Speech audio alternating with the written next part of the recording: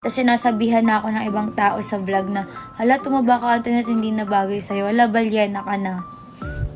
So kahit ano naman i-comment nyo sa akin, hindi ko siya intindihin dahil ako mismo, gusto ko talaga pumayat. So ang dami kong sinasabi and sana talaga mag-work itong gagawin ko.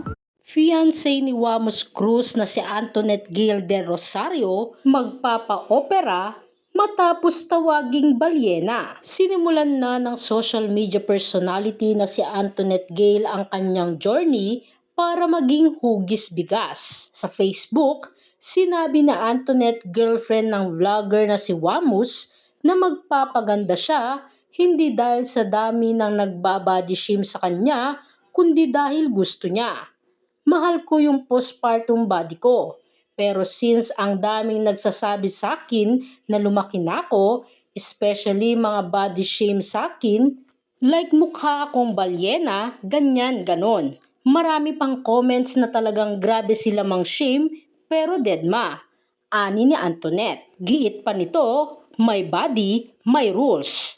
Ibinalita naman ni Antoinette na nakatakda siyang sumailalim sa Brazilian butt lift, isang operasyon para paumbukin ang kanyang buttocks. Narito naman ang ilang komento ng mga netizens. Kahit gaano pa karami pera ko, di ako magpapaganyan.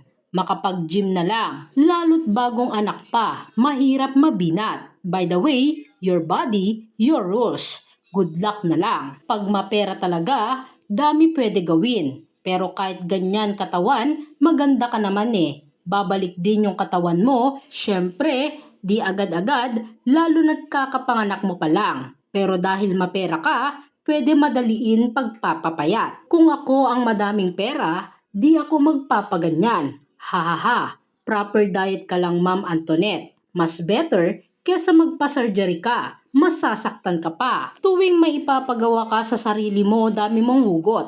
Parang wala naman nangingialam sa desisyon mo. Overthinker ka lang. Lakas mang guilt trip ni ante. Ganyan naman talaga pag bagong panganak. Ginagamit mo pa yung mga sinasabi sa'yo ng ibang tao. Pa-opera ka naman if like mo. Huwag mo nang idahilan yung ibang tao be.